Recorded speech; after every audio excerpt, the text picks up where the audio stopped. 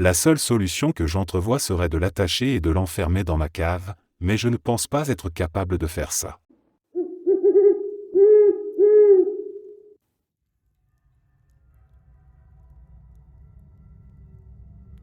Je passe habituellement chaque fête du Nouvel An chez moi, avec une bouteille d'alcool comme seule compagnie fiable.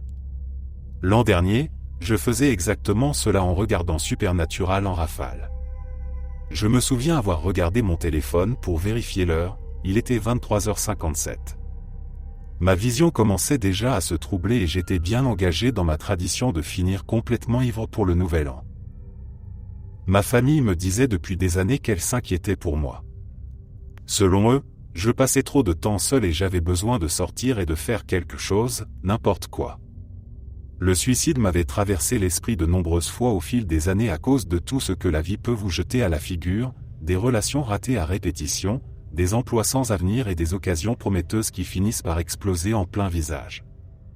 À la longue, tout cela finit par détruire la santé mentale. L'année dernière n'a pas fait exception. J'avais appris quelques mois plus tôt que ma petite amie m'avait trompé à plusieurs reprises et qu'elle en avait parlé à d'autres personnes.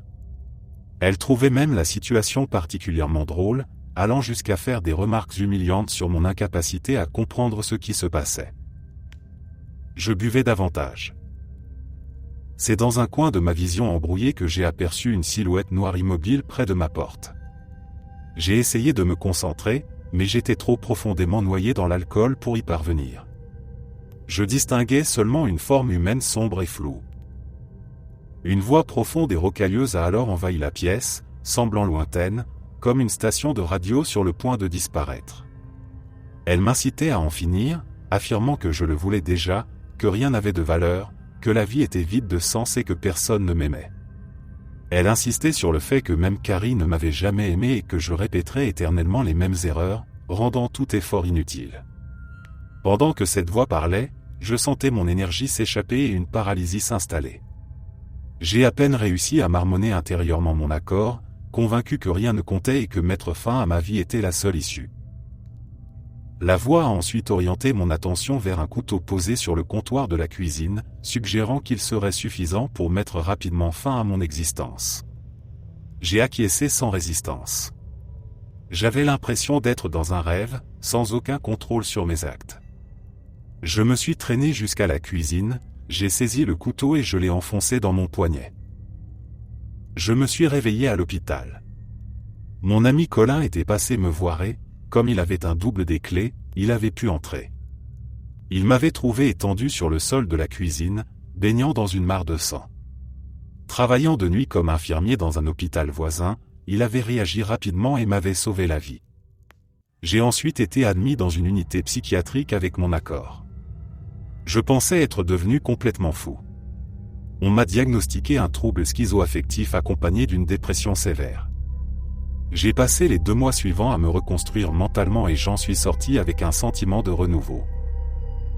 Aux alentours d'Halloween, je naviguais sur Reddit lorsque je suis tombé sur une publication intitulée « Quelle est la manifestation la plus inquiétante sans explication ?» Je m'intéresse beaucoup au surnaturel et je crois à la plupart des croyances spirituelles concernant l'au-delà, les démons et les fantômes, sans pour autant être religieux.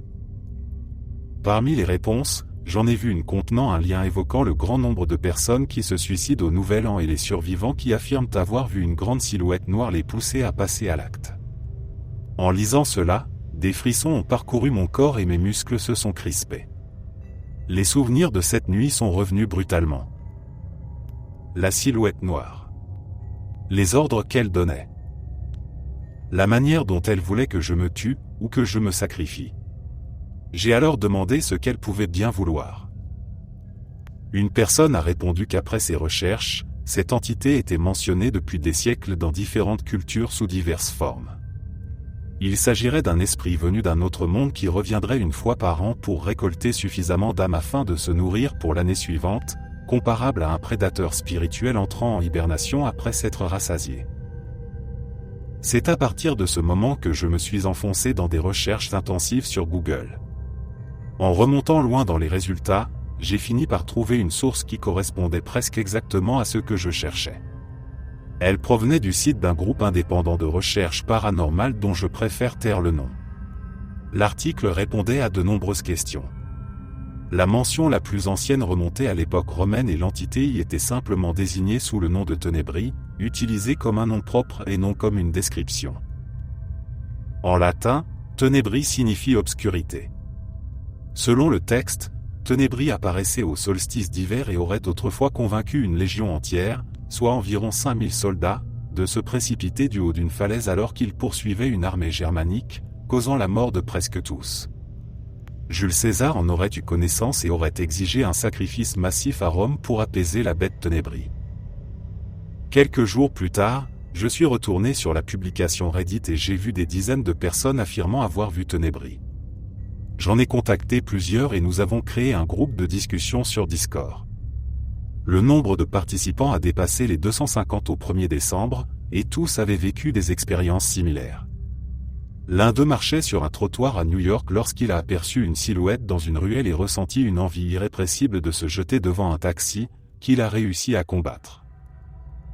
Un autre se trouvait sur un bateau de croisière et avait vu une forme sombre dans l'eau qui exigeait qu'il saute pour la rejoindre. Il avait déjà une jambe passée par-dessus la rambarde lorsqu'un employé l'a attrapé quelques secondes avant qu'il ne tombe. Une femme souffrant d'une addiction à l'héroïne avait presque été poussée à prendre une dose mortelle par un homme d'ombre. Toutes ces histoires se ressemblaient étrangement. Je ne sais absolument pas quoi faire face à tout cela, mais c'est réel. Je l'ai vu. Et je suis terrifié à l'idée qu'il revienne ce nouvel an. Il ne reste que quelques jours avant la fin de l'année et je commence déjà à ressentir sa présence. Je n'ai pas quitté ce canapé depuis des jours et l'alcool ne manque pas. Cette période de l'année est toujours difficile, car elle ne fait que me rappeler à quel point je suis seul. Colin est hors de l'état avec sa famille cette année, et le reste de mes amis est également occupé. Tant pis. Je suppose que je vais rester à ruminer dans mon appartement, histoire de maintenir la tradition.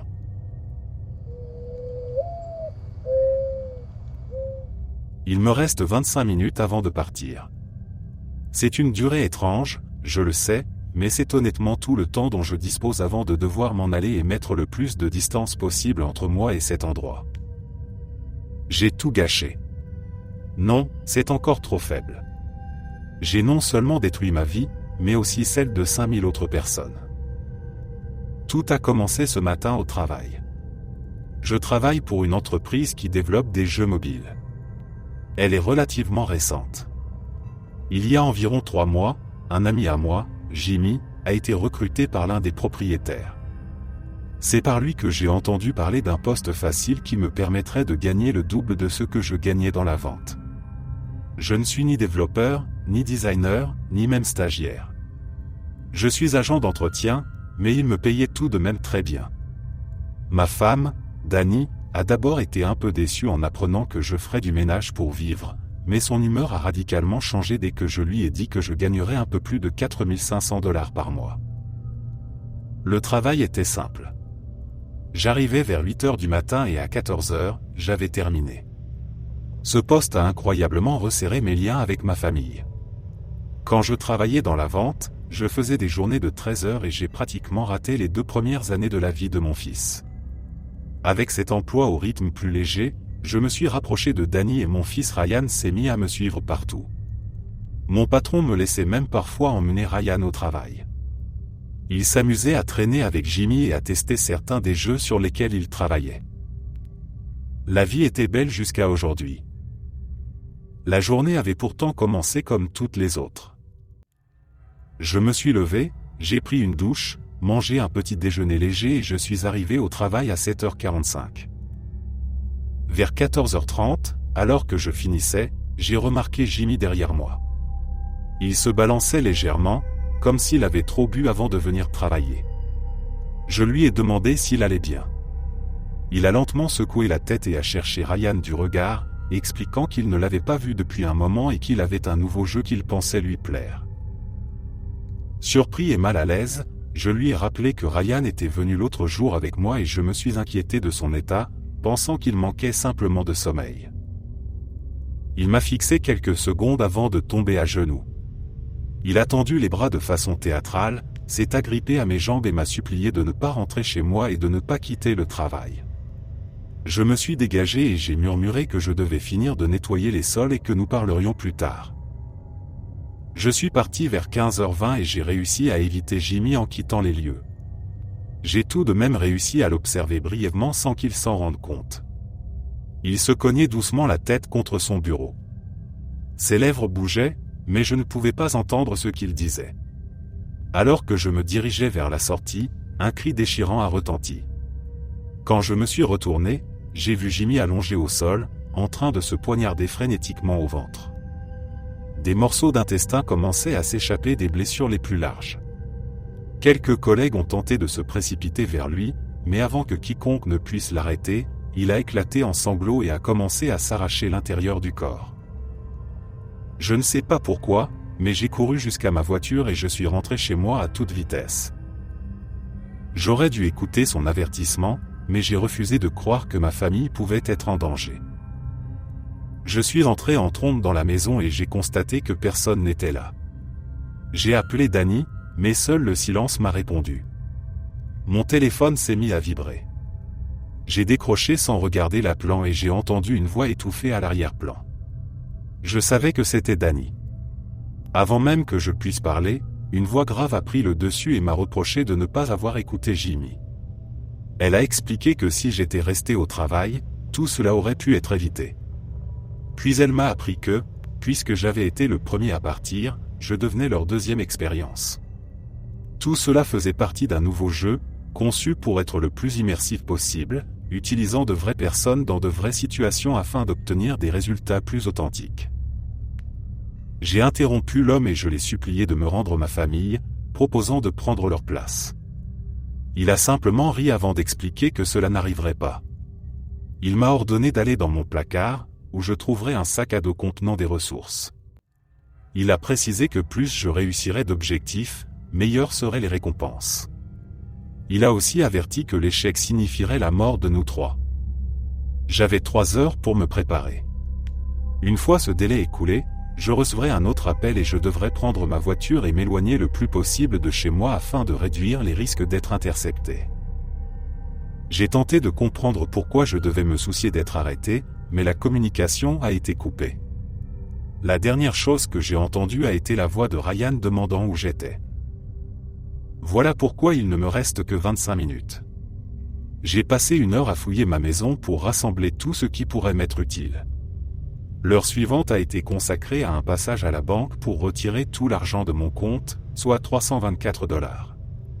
Je n'ai jamais été très doué pour économiser. 35 minutes ont ensuite servi à sortir le sac du placard et à tout charger dans ma voiture. Le contenu du sac était lamentable.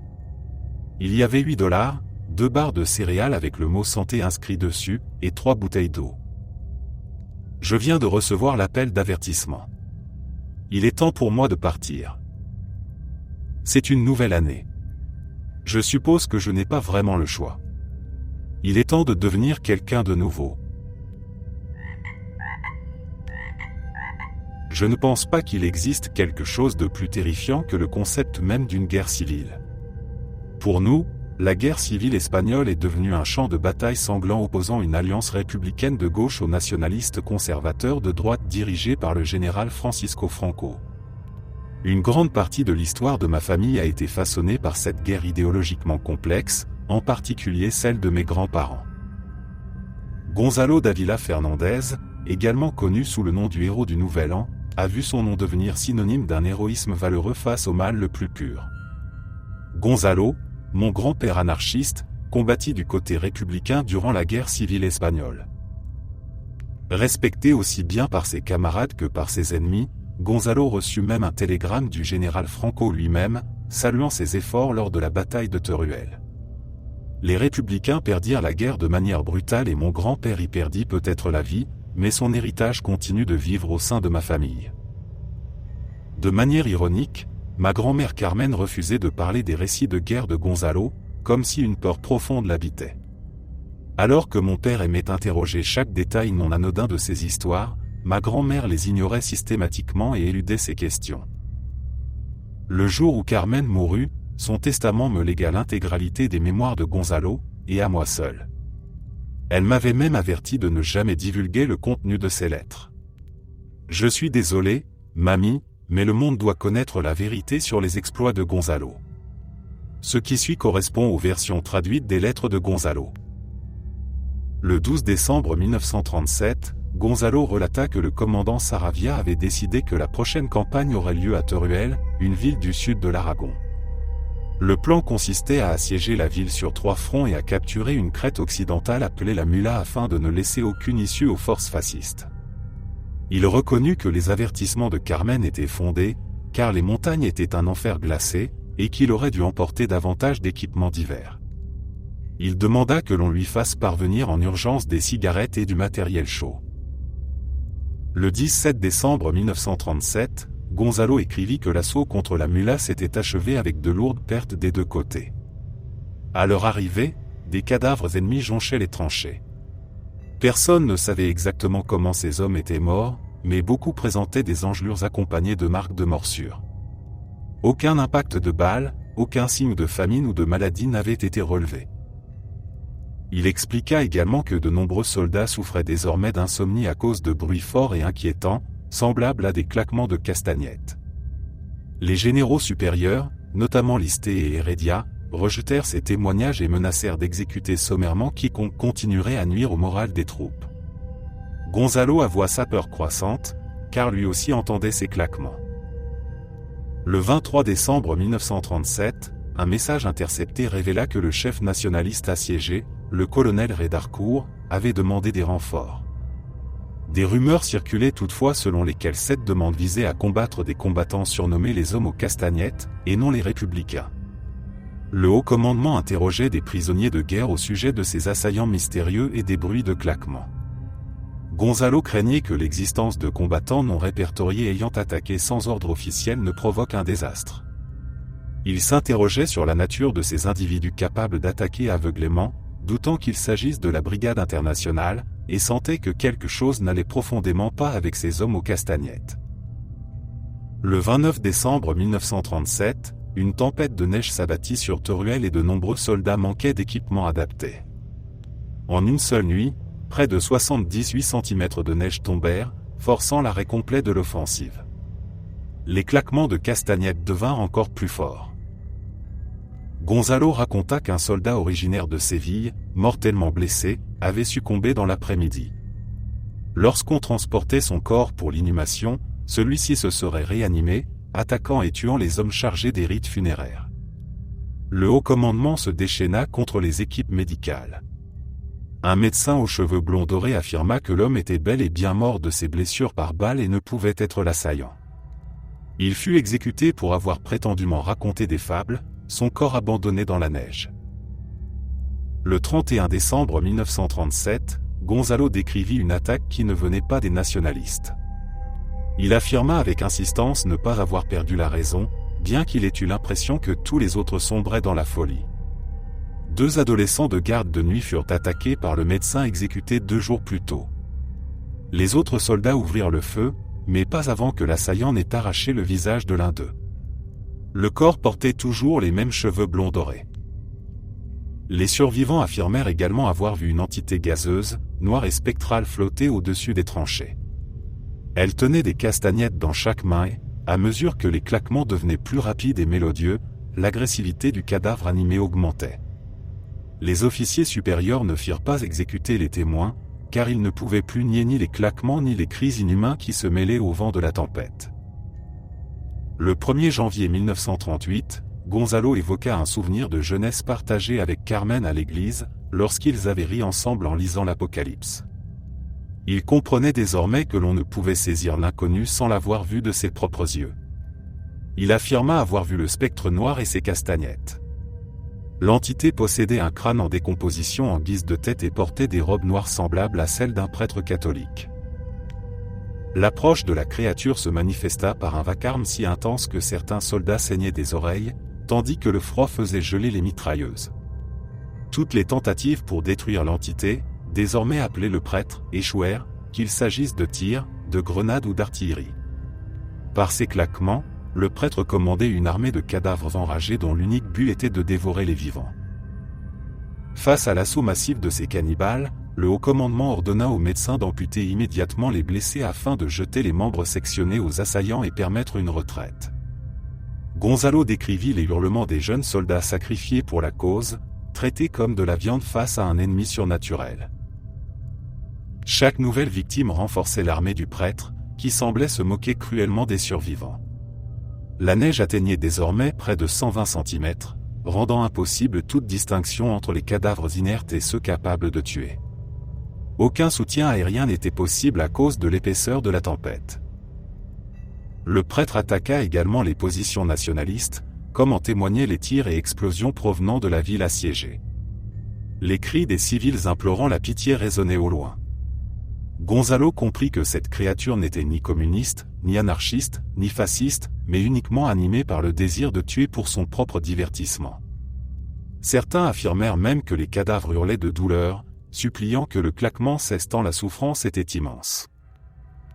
Le 2 janvier 1938, Gonzalo écrivit que les soldats mouraient par milliers et que les vivres s'amenuisaient. S'ils n'étaient pas dévorés par les cannibales, ils succombaient à la tempête.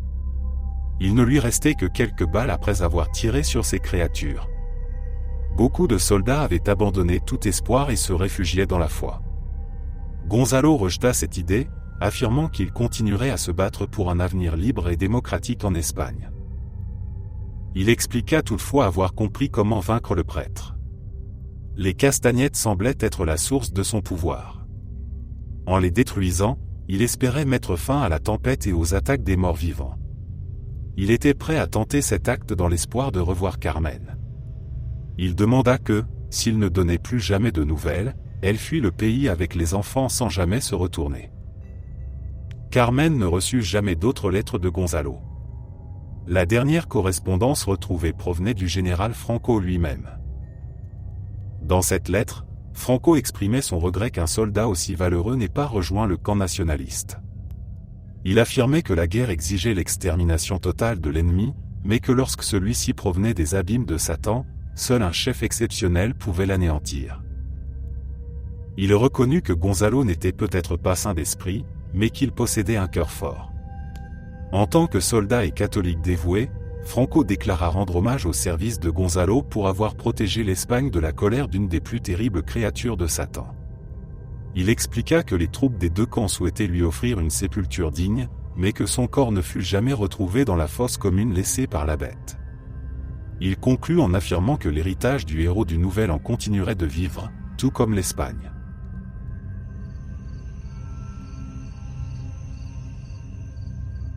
Elle expliqua simplement que le bébé du Nouvel An devait être nourri. Je secouai la tête, manifestement incapable de comprendre. Avant même que je ne puisse répondre, elle précisa que, dans cet endroit, on nourrissait le bébé du Nouvel An, comme si cette précision suffisait à rendre la situation plus logique. Je fis semblant de comprendre, sans y parvenir le moins du monde, et j'espérais à moitié que mon ton laisserait entendre que je n'avais peut-être pas réellement besoin de ce travail. Mais c'était faux. J'en avais désespérément besoin. L'année avait été particulièrement rude. Allison était partie en février. Ce n'était pas une surprise. Nous nous étions disputés presque tout le mois de janvier et une bonne partie de décembre avant cela. Puis, avec un sens du timing presque comique, j'avais perdu mon emploi le jour de mon anniversaire, à la fin mars. Enfin, pour être précis, l'usine avait fermé ce jour-là. Nous savions que cela allait arriver depuis un moment. La direction rejetait la faute sur la Chine, affirmant que la concurrence était trop rude pour être combattue.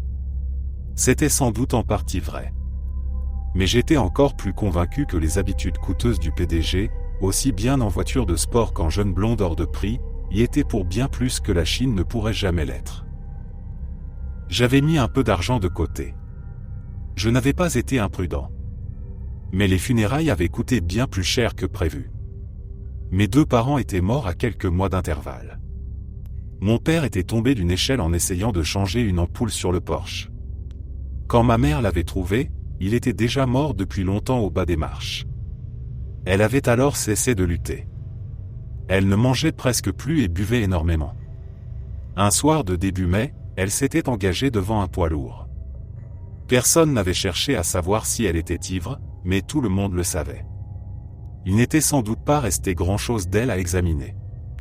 Elle m'avait laissé la maison et pas grand-chose d'autre. Pour être honnête, il n'y avait pas grand-chose de plus à transmettre. Il n'avait jamais vraiment eu la tête hors de l'eau, mais il s'était toujours débrouillé. L'été avait été presque supportable. Une succession de petits boulots étranges et de femmes encore plus étranges. Les emplois m'avaient maintenu à flot, les relations beaucoup moins. La seule dont je me souvenais encore du prénom s'appelait Samantha. J'étais presque certain qu'elle m'avait volé ma télévision. Ce n'était même pas une bonne télévision. J'imaginais qu'elle en avait plus besoin que moi. L'automne, je préfère ne pas en parler, sinon pour dire que si l'on soupçonne une femme d'avoir volé sa télévision, il vaut mieux éviter de la laisser emménager chez soi. Elle avait cependant les yeux les plus bleus que j'ai jamais vus. À la fin de l'automne, l'argent, les petits boulots et, curieusement, l'intérêt de Samantha pour moi s'était évaporé en même temps. L'hiver m'avait conduit à contracter des prêts sur salaire en mettant la voiture en garantie. Personne ne voulait acheter l'ancienne maison de mes parents, surtout après l'inspection qui avait révélé la moisissure et les dégâts causés par les termites. La situation devenait sombre. J'avais déposé des CV partout en ville sans recevoir le moindre appel. Jusqu'à ce jour. Je trouvais étrange de passer un entretien le soir du Nouvel An, mais un travail restait un travail. Je demandai alors ce que l'on donnait exactement à manger au bébé du Nouvel An. La femme brune en face de moi, élégante et légèrement inquiétante, me répondit avec un sourire mélancolique qu'il se nourrissait de rêves. À ce stade, j'aurais dû partir. Mais j'avais fait beaucoup de route pour cet entretien et un plein d'essence était un trésor que je ne pouvais pas me permettre de gaspiller. Je n'avais de toute façon aucun autre projet pour la soirée. Pas d'argent pour me saouler et personne avec qui la passer, à moins de risquer de me faire voler mes meubles ou mes appareils électroménagers. Je fis semblant de comprendre à nouveau, avec l'expression d'un homme manifestement aveugle, puis je lui demandai comment elle m'avait trouvé pour ce poste, puisque je n'avais aucun souvenir d'avoir postulé. Elle m'interrompit en expliquant que tout cela devait paraître absurde, mais qu'il n'y avait aucune tromperie. Elle précisa aussi que le poste était déjà le mien si je le voulais. Ils recherchaient des candidats comme moi et n'avaient même pas besoin de CV. Ils seraient venus me trouver quoi qu'il arrive. Ils avaient besoin de personnes comme moi. Ils avaient besoin des désespérés. Je n'eus pas le temps de formuler mon incompréhension qu'elle m'interrompit encore, s'excusant à peine, en expliquant que le temps pressait. Elle se lança alors dans une tirade sur la survie de l'humanité malgré les guerres, les armes nucléaires, les virus, les sursauts de radiation gamma, les météorites, la matière noire, les bactéries mangeuses de chair et bien d'autres catastrophes. Elle parlait avec l'assurance de quelqu'un qui connaissait déjà toutes les réponses possibles. Elle expliqua que l'humanité survivait grâce aux sacrifices, grâce aux rêves et aux espoirs abandonnés pour le bien commun.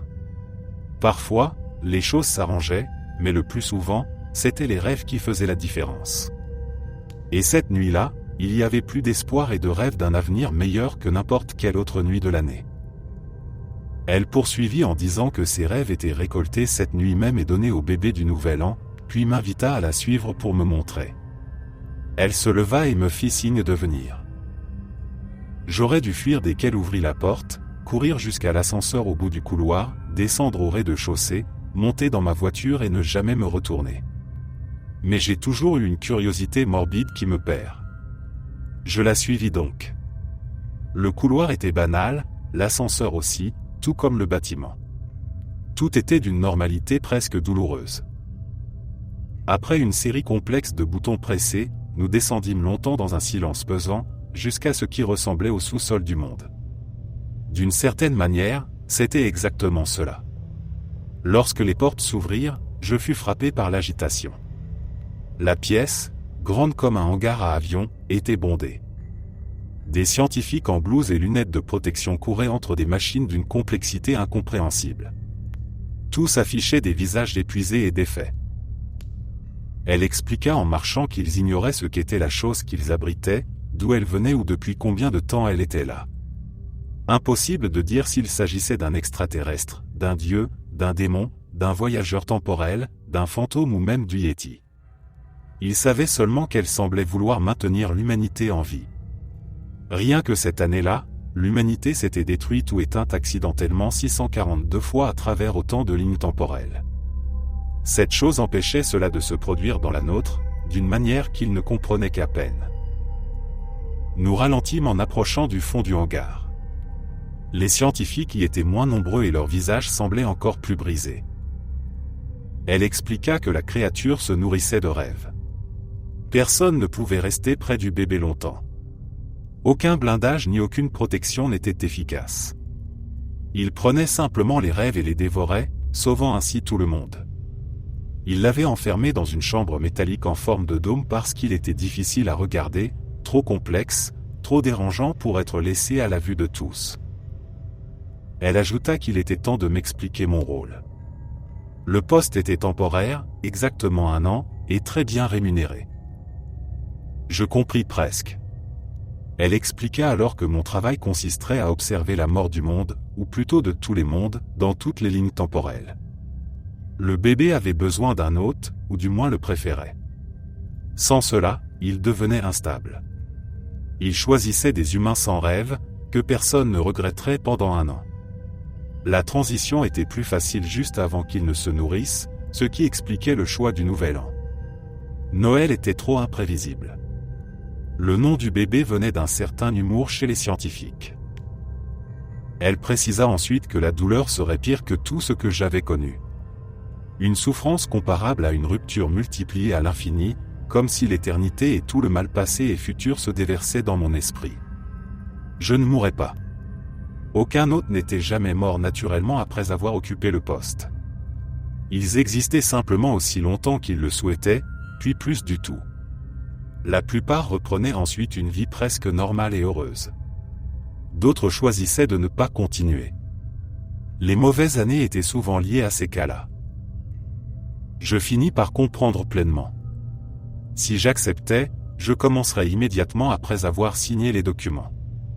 La personne que je remplaçais était une femme et il ne serait pas possible de lui parler, car il fallait quelques jours aux anciens hôtes pour redevenir pleinement humain. Elle expliqua enfin que je pouvais refuser, même si nous savions tous les deux que je ne le ferais pas. Personne n'avait jamais refusé.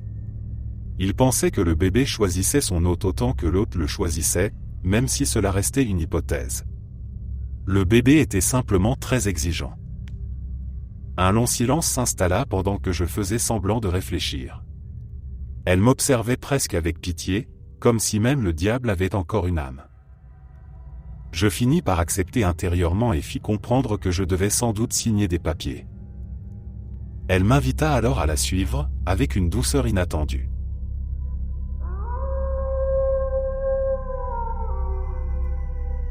Chaque année à cette période, j'avais l'habitude de partir en vacances.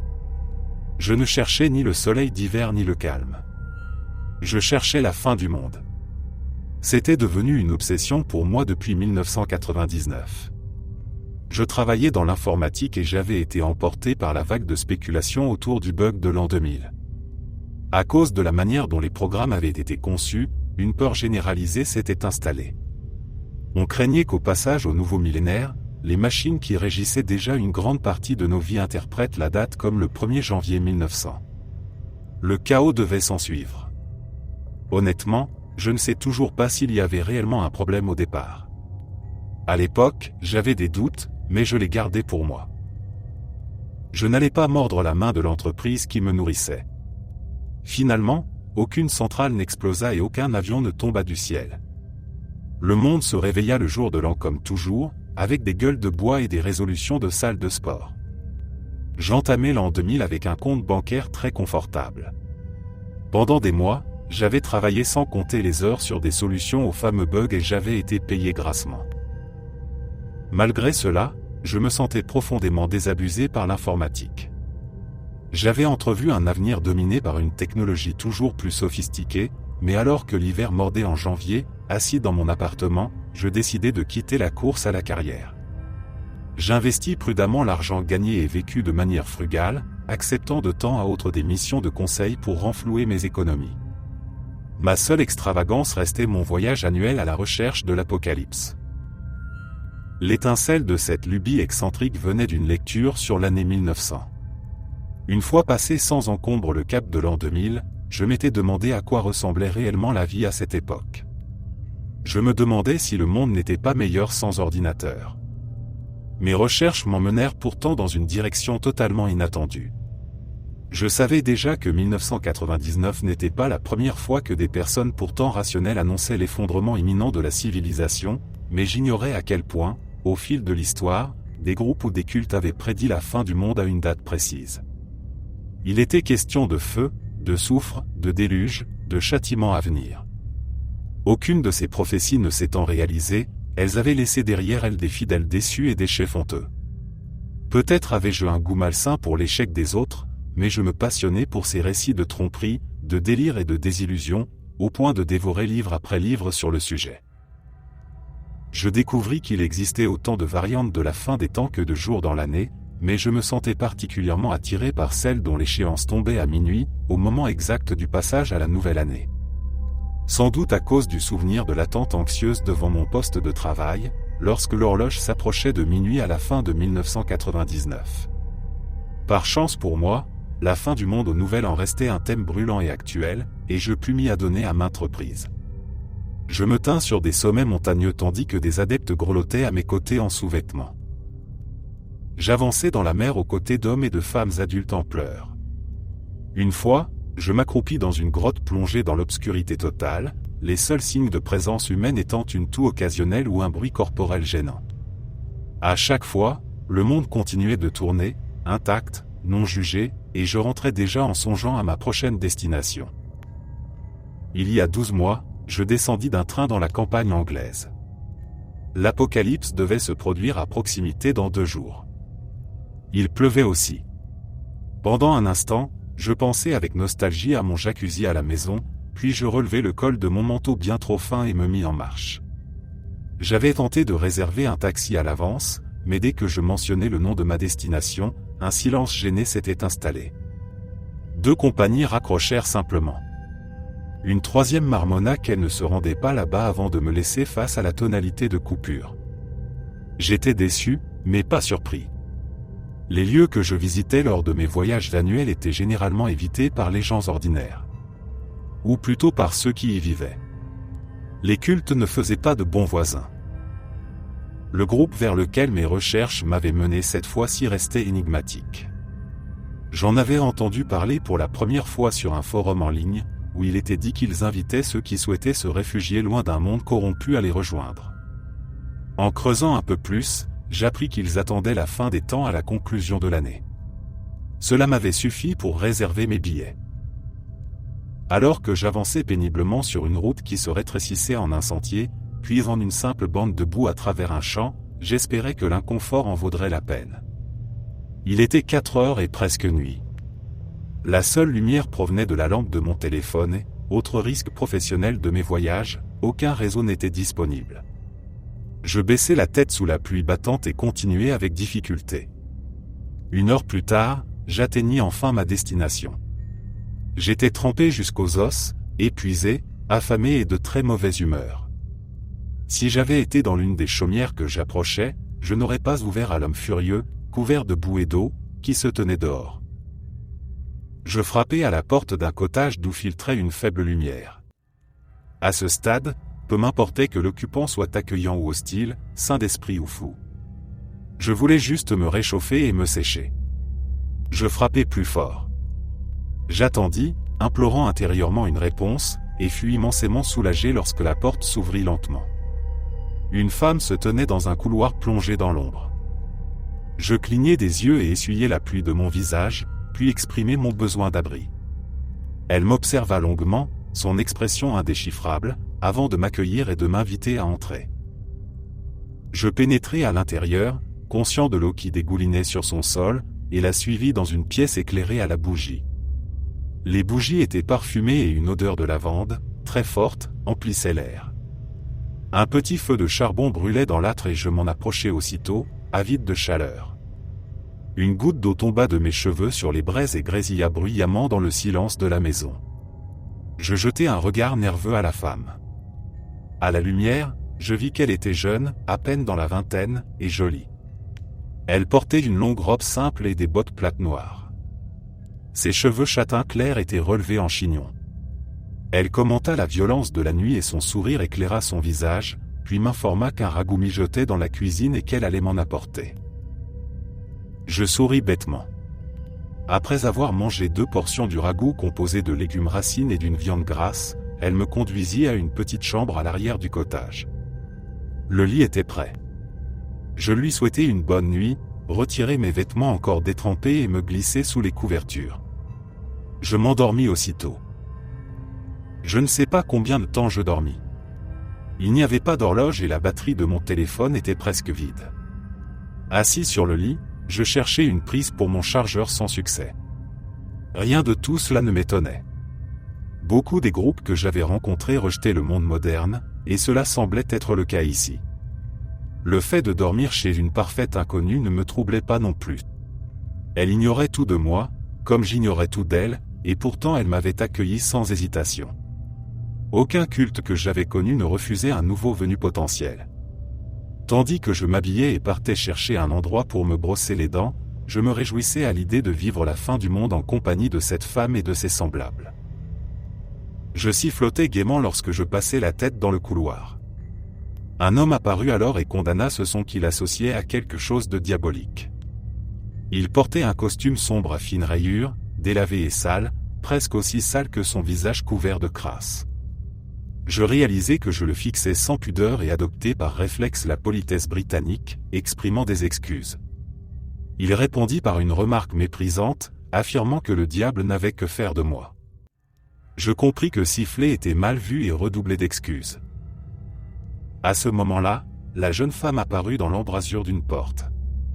Elle était habillée comme la veille, mais à la lumière du jour je remarquai le maquillage blanc couvrant son visage et descendant sous son menton jusqu'à l'encolure de sa robe. Cela jurait avec l'austérité ancienne des lieux. Je fus encore plus troublé en voyant que ses mains étaient également couvertes de ce fond de teint. L'inattendu faisait partie du plaisir de mes voyages, mais ces détails m'inquiétaient. Je m'excusai encore pour toute offense involontaire. Elle m'assura que je n'avais fait d'aucun mal et expliqua que son cousin, qui n'avait jamais quitté leur petite communauté, n'était pas habitué aux manières des étrangers. Elle affirma ensuite que ces détails importaient peu puisque, à la fin de la journée, tout cela serait laissé derrière nous, puis m'invita à la suivre pour les préparatifs. Elle posa sa main sur la mienne. Sous la couche blanche artificielle, sa peau était froide. Je me raidis malgré moi et regrettai aussitôt en voyant la blessure dans son regard.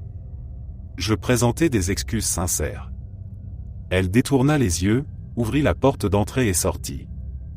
Honteux, je la suivis. Son cousin marcha derrière moi. Je ne le voyais pas, mais je le sentais. Une odeur pestilentielle l'entourait. Une vingtaine de cottages se serraient les uns contre les autres. Dans l'obscurité de la veille, je n'en avais aperçu que quelques-uns.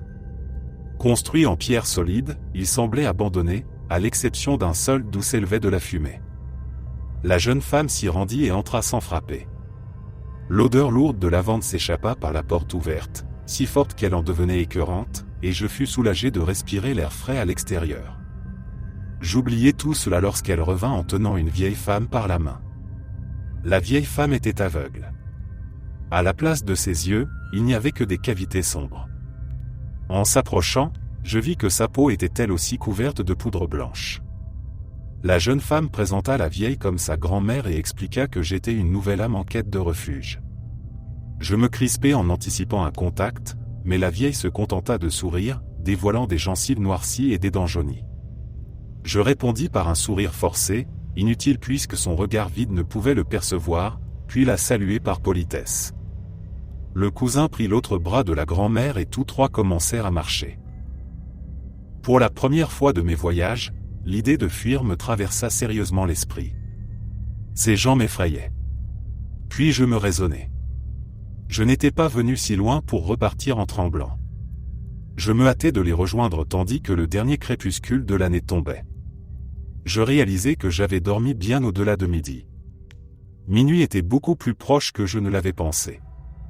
Minuit, et la fin du monde. Il ne s'était pas éloigné. Je l'ai retrouvé dans une petite clairière près du chemin boueux que j'avais emprunté la veille. Il se tenait simplement là, calme, résigné, attendant la fin des temps qu'il croyait imminente. J'avais 1000 questions et ne pus me retenir d'interroger la jeune femme sur leurs croyances concernant le retour des morts. Elle répondit tranquillement qu'il n'y en avait pas besoin, car les morts étaient déjà parmi eux. J'examinai son visage et compris qu'elle était sincère. Je remarquai aussi des zones sombres sous son maquillage, sur son visage et sur ses mains. Mon esprit s'emballa. Je compris alors ce que signifiaient ces paroles et ce qui n'allait pas avec leur peau. Une odeur monta d'elle, écœurante, identique à celle que j'avais sentie chez son cousin. Cette fois, je la reconnus. C'était l'odeur sucrée et malsaine de la décomposition. Je tentai de parler, de demander des explications, de ramener la raison dans un monde qui commençait à tourner. Elle m'encouragea à ne pas avoir peur et expliqua que leur communauté avait été fondée un siècle plus tôt par un homme sage qui avait renoncé à la science qui avait fait sa fortune. Il avait apporté une potion qu'il avait versée dans la terre, réveillant les morts et les forçant à sortir de leur tombe. Tandis qu'elle parlait, la peur parcourait mon corps. Son cousin et leur grand-mère écoutaient, fascinés. Je voyais désormais la chair noircie sous leur masque de maquillage et de saleté, et je sentais la puanteur m'assaillir par vagues. Elle poursuivit en expliquant que désormais, lorsqu'il mourait, il n'avait plus besoin de potions ni de tombes amères. La morsure des élus suffisait à les ramener. Ils continuaient alors à vivre, à entretenir leur maison, à prier et à accueillir de nouveaux venus. À ces mots, ils commencèrent à apparaître. Ils sortirent des cottages alentours. Certains portaient des haillons, d'autres des vêtements élégants. Certains se décomposaient encore, suivis de nuées de mouches malgré l'hiver. D'autres n'étaient plus que des squelettes et ces êtres aveugles étaient guidés par ceux qui conservaient assez de chair. Tous murmuraient sans cesse, dents claquant, bouche sans lèvres s'agitant, cordes vocales et langue pourrie s'efforçant de produire des sons. Je regardais, hypnotisé. Il n'était semblable à aucun culte que j'avais connu. C'était un culte composé de morts vivants. Ils n'avaient pas besoin de sortir de terre pour l'apocalypse. Ils se contentaient de se rassembler, lentement, en cercle, prêts à s'élever lorsque minuit arriverait. Et ils voulaient que je les rejoigne. L'horreur me submergea lorsque je compris leur intention.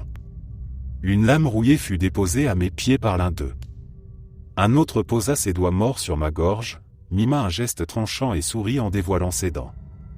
Autour de moi, l'invitation à les rejoindre se répandit, reprise en chœur par ceux qui le pouvaient. La jeune femme s'approcha et posa ses mains sur mes joues. Leur froideur me brûla et je me mis à pleurer. Elle chercha à me rassurer et m'invita à venir avec eux, à devenir l'un des leurs, puis elle m'embrassa. Ses lèvres étaient sèches, son haleine putride. Je sanglotai et tentai de reculer, mais elle me retint et pressa son corps contre le mien. La colère éclata. Je la repoussai violemment et la frappai au visage. Sa chair pourrie céda et ma main s'enfonça profondément en elle. La nausée me monta à la bouche et je retirai ma main dans un sursaut. Un trou béant resta ouvert, laissant apparaître les os et des asticots qui se tortillaient, furieux d'avoir été dérangés. Je n'en pouvais plus. Je me retournai et je courus. À minuit, je trébuchais encore dans l'obscurité emmêlée de la campagne. Au loin, j'entendis des feux d'artifice, célébration innocente de ceux qui ignoraient l'horreur tapie si près. À l'aube, j'étais dans un train en direction de l'aéroport. Je ne dormis pas durant tout le voyage de retour. Aujourd'hui, je ne sais pas s'ils se sont élevés.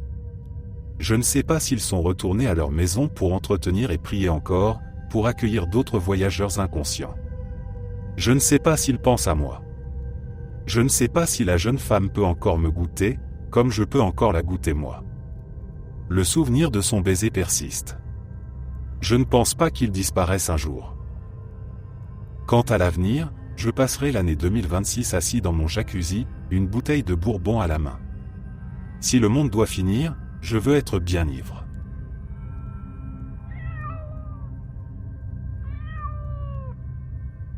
Il était 22h30 la nuit du Nouvel An. J'étais assis sur mon canapé, à regarder les informations en attendant la descente de la boule annonçant la nouvelle année. Il n'y avait pas grand-chose à faire. Mes amis étaient chez moi et semblaient aussi ennuyés que moi. J'ai allumé mon ordinateur pour voir ce que faisaient les autres. Sans surprise, sur Instagram, tout le monde se préparait à fêter la nouvelle année. Comme j'aimais surtout Reddit, je suis allé voir ce qui s'y passait. J'ai parcouru Reddit pendant un moment, jusqu'à tomber sur quelque chose d'étrange. Le titre parlait d'un rituel pour invoquer un démon du Nouvel An en 5 étapes.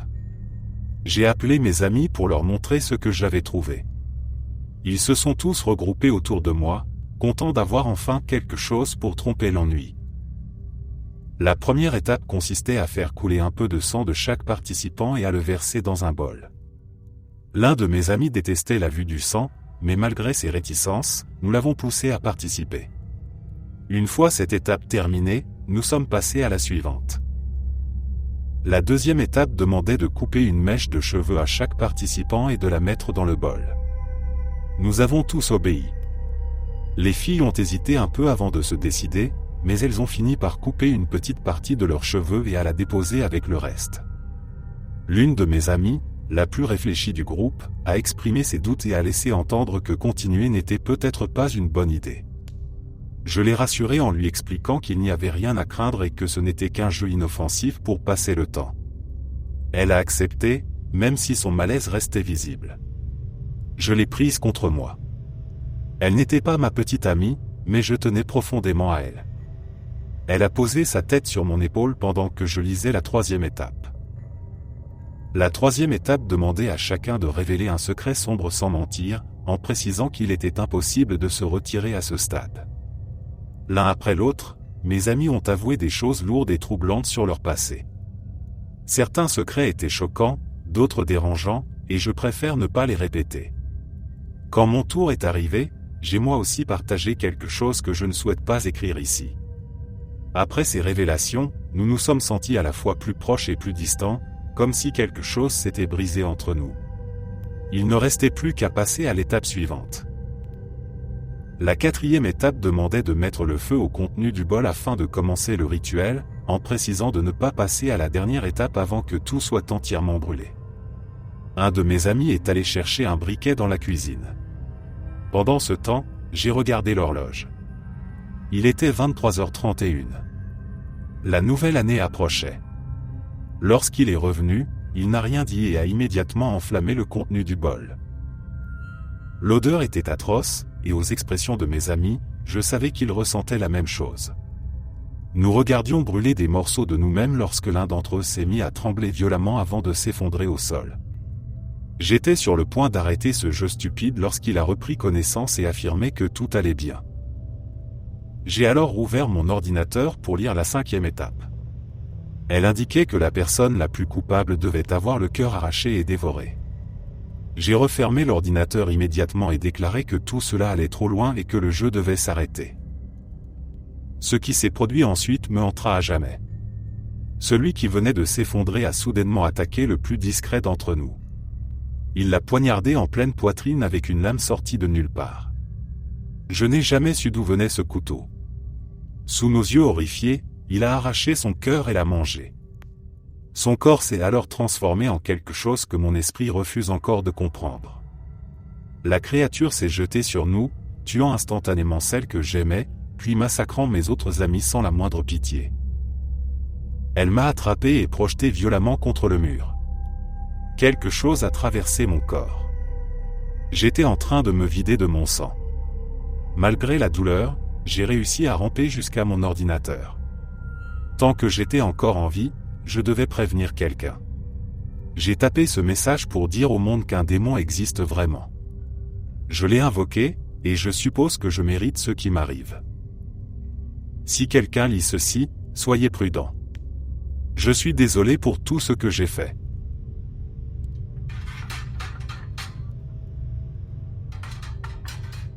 Soyons honnêtes, nous prenons tous des résolutions que nous ne tenons pas. Que ce soit perdre du poids ou simplement essayer de comprendre comment obtenir un meilleur travail, il faut une vraie motivation pour aller jusqu'au bout de ce que l'on commence, et cela n'a rien à voir avec le mois de janvier. Qu'on se comprenne bien, il n'y a aucune volonté de décourager qui que ce soit, car essayer n'est jamais une faute. Après tout, nous voulons tous être meilleurs que l'année précédente. Mais qu'est-ce qui pourrait vraiment garantir cela? J'étais persuadé d'avoir trouvé une solution, le clonage. J'ai découvert un moyen de créer une réplique exacte du corps humain afin qu'elle puisse agir comme un double dans ces situations compliquées où il faudrait être à deux endroits en même temps. Contre toute attente, la formule secrète était étonnamment simple à maîtriser. Leur apparence est troublante de réalisme.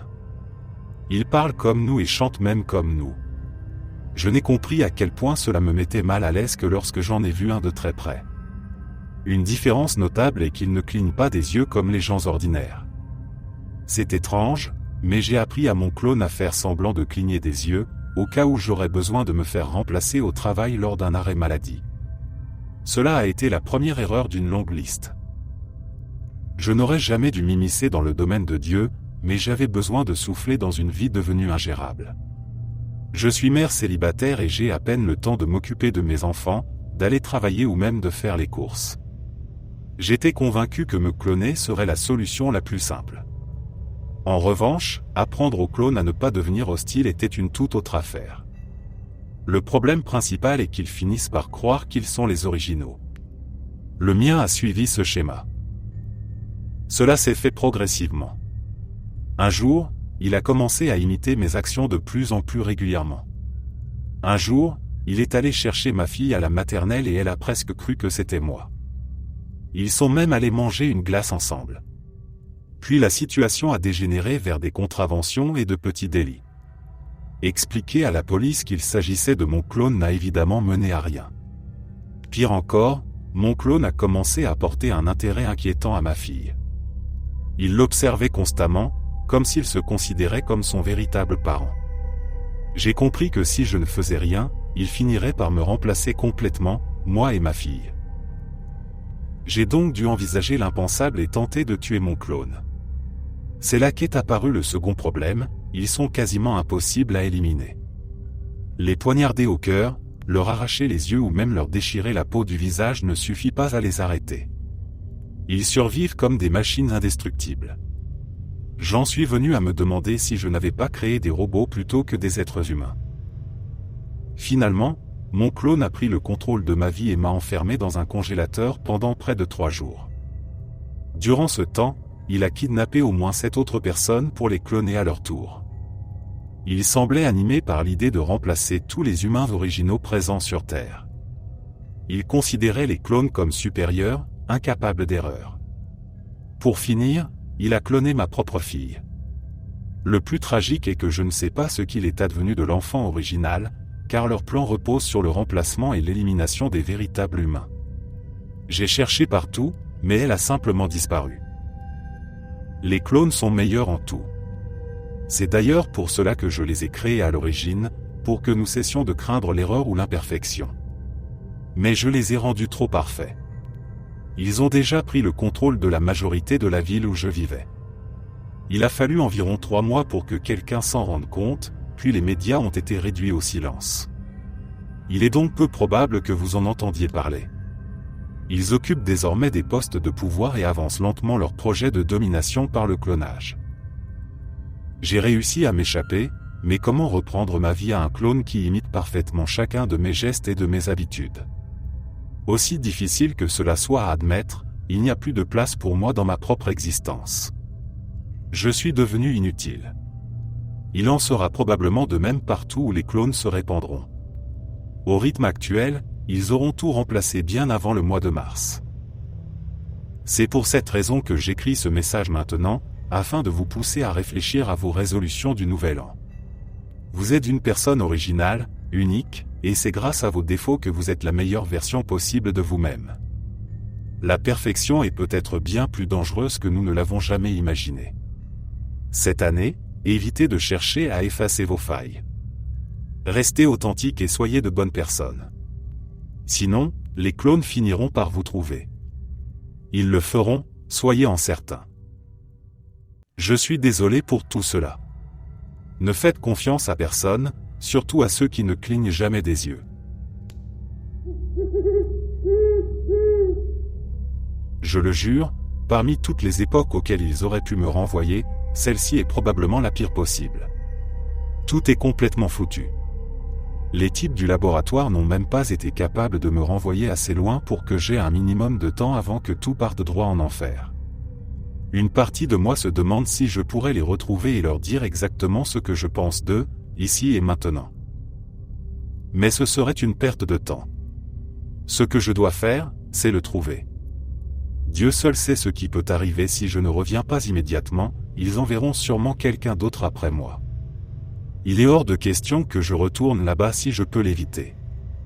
Il faut pardonner les fautes éventuelles, je ne suis pas vraiment habitué à la technologie de cette époque, et la dictée vocale est pénible quelle que soit la décennie. Même 20 ans plus tard, ce n'est pas mieux, surtout quand la technologie n'a jamais vraiment eu l'occasion de progresser à cause de l'effondrement général. J'aimerais pouvoir profiter de ce premier goût de liberté que je n'avais pas connu depuis des années. J'ai été enfermé très longtemps, contre ma volonté. J'étais juste un enfant quand tout a commencé à s'effondrer, et j'ai grandi en ne connaissant que le chaos et l'isolement. Pour être honnête, je ne sais pas grand-chose de ce qui s'est passé au tout début, mais peut-être que ce dont je me souviens pourra aider à éviter ce qui arrive. À condition que quelqu'un me prenne au sérieux. Je ne sais même plus de quelle année je viens. J'ai complètement perdu la notion du temps. Tout ce que je sais, c'est qu'au moment où j'écris ceci, nous sommes le soir du Nouvel An 2024. Cela signifie qu'il reste environ 2 mois avant qu'il commence à apparaître. Au début, ce sera lent. On parlera d'événements étranges et isolés, souvent dignes de films d'horreur. Des bilans humains démesurés, impossibles à expliquer de manière rationnelle. Le problème, c'est que nous n'avons toujours connu que notre réalité. Ceux qui m'ont renvoyé ici, le collectif, sont censés maintenir ces choses sous contrôle. Le voile se déchire, et ils interviennent pour le recoudre. Mais quand il se déchire, certaines choses passent à travers, et ce sont elles qui commencent à devenir incontrôlables vers le mois de mars. Au début, c'était dispersé, dans différentes régions du monde. Il y a eu ce rapport d'un paquebot revenu au port avec tous les passagers massacrés, déchiquetés et mâchés par quelque chose qui n'a jamais été identifié. En Italie, un petit village rural a brûlé pendant la nuit, avec des témoignages parlant de morts se relevant pour attaquer les vivants. À la mi-2025, une nouvelle déchirure apparaissait presque chaque semaine aux États-Unis. Le Rhode Island a été l'un des premiers États placés sous loi martiale. Les frontières ont été fermées, l'armée déployée pour empêcher toute entrée ou sortie. J'ai fini dans une cellule avec un survivant qui était présent lors des débuts, et son récit ressemblait à un cauchemar de science-fiction. Il racontait qu'un jour de juin, une déchirure visible s'était ouverte dans le ciel, comme un rideau de théâtre se fendant en deux. Une chose gigantesque en était sortie. Elle avait une apparence vaguement humaine, mais dans un état effroyable, la chair semblant pourrir directement sur les os. Ses yeux étaient enfoncés, creux, scrutant le paysage comme à la recherche de quelque chose. On a rapidement compris ce qu'elle cherchait. De la nourriture. La créature s'est posée en plein Providence, haute comme un immeuble de 3 étages, et a commencé à attraper quiconque se trouvait à portée. Elle arrachait les gens par les fenêtres et les dévorait. Le survivant comparait cela à un vieux dessin animé d'avant les déchirures, avec des géants mangeant des humains sans jamais être rassasiés. La différence, c'est que cette chose-là était impossible à tuer. L'armée est intervenue en quelques heures, bombardant la créature avec une puissance capable de raser un pays entier. Elle a simplement continué à marcher, enveloppée de flammes, totalement indifférente. Providence n'était plus que des cendres à la fin de la journée, et la créature errait encore dans la campagne. Elle avait probablement déjà traversé plusieurs États, surtout après l'effondrement définitif de l'armée en 2026. Je ne peux pas retracer précisément tout ce qui s'est passé dans le pays, j'étais encore un enfant à l'époque. J'avais 10 ans quand ma petite ville a finalement connu sa propre déchirure. Nous étions en 2027. Les États-Unis s'étaient déjà effondrés, fragmentés en cités-États et en zones interdites selon l'emplacement des déchirures. À l'est, la côte de Géorgie avait été teintée de rouge par une déchirure ouverte sous la mer près de Tibet Island. Toute la vie marine était morte en quelques jours, et l'odeur de poisson en décomposition avait envahi les terres pendant des semaines, jusqu'à ce que cela devienne presque normal. Au nord-ouest, Une autre déchirure avait recouvert toute la zone à partir de Mâcon dans une obscurité épaisse. De près, on distinguait une sorte de voile noir engloutissant tout jusqu'à Atlanta, sans savoir jusqu'où cela s'étendait. J'ai vu, des années plus tard, des survivants de cette région traverser une installation du collectif. Ils n'étaient plus que des coquilles vides. L'un d'eux parlait de créatures ressemblant à des mille pattes et d'un roi des cauchemars, mais il était impossible d'obtenir une confirmation cohérente. Le jour où notre déchirure est apparue était d'une clarté parfaite. Le soleil brillait comme si rien de terrible ne pouvait arriver. On m'avait toujours dit que les choses effrayantes n'arrivaient que dans l'obscurité. Nous étions dans une zone dite stable, surveillée par le collectif, censée être protégée des déchirures. C'était un mensonge. La petite communauté que nous avions construite n'était peut-être rien comparée à l'ancien monde, mais elle suffisait. Nous avions des voisins, des amis, chacun aidant comme il pouvait. Mon père cultivait les champs, notre voisin Dal était médecin, ma mère enseignait aux plus jeunes à lire et à écrire.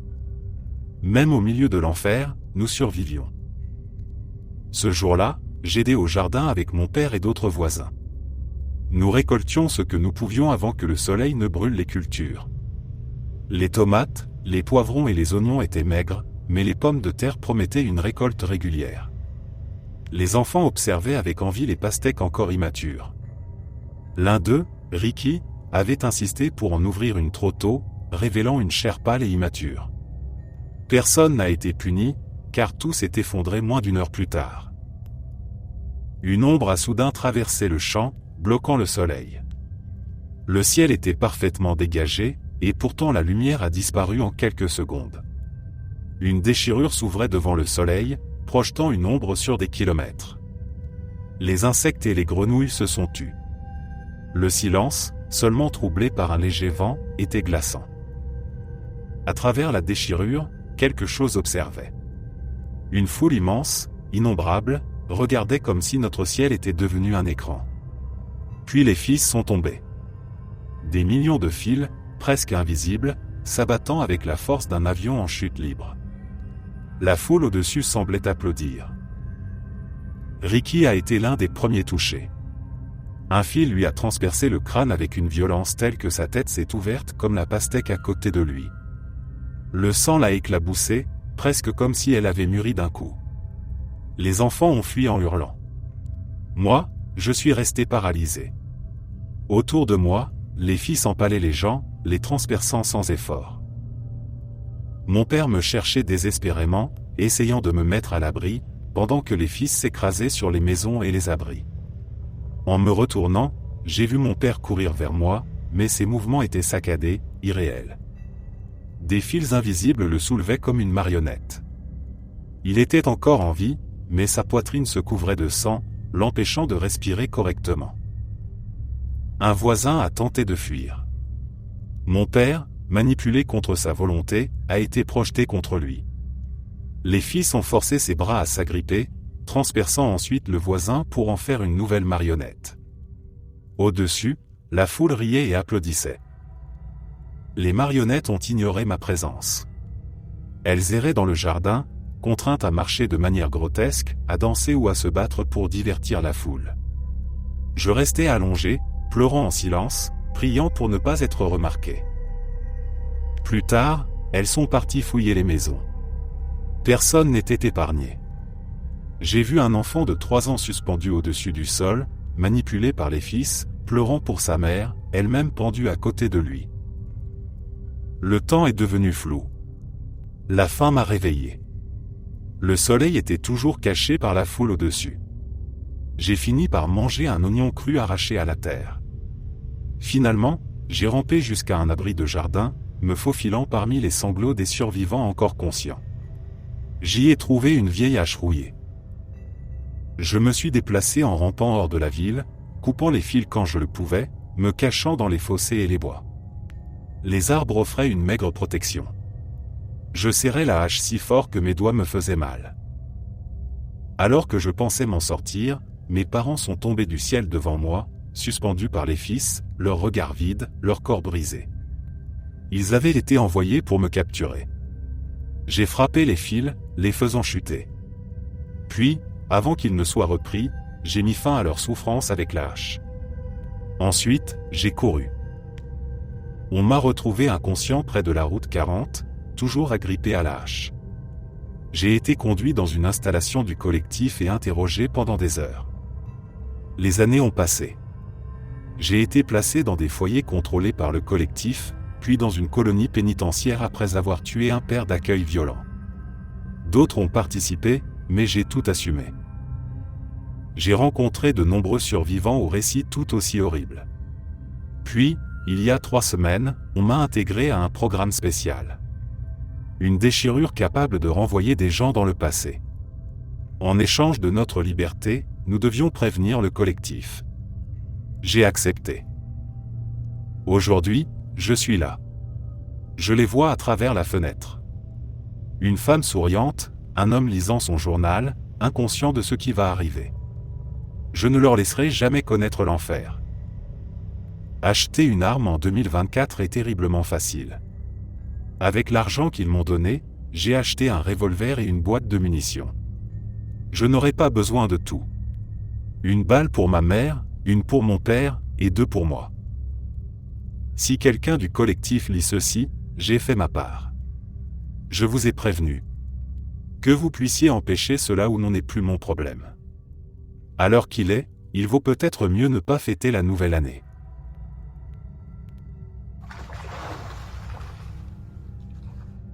À minuit, je ne serai plus moi.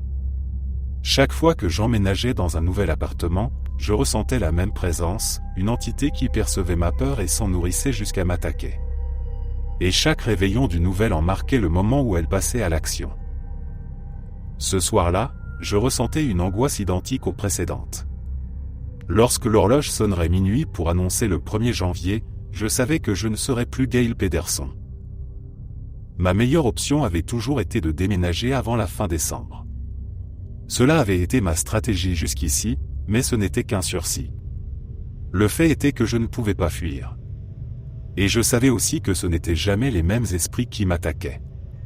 La présence changeait de visage, changeait d'identité, répétant ce cycle obscur et incompréhensible.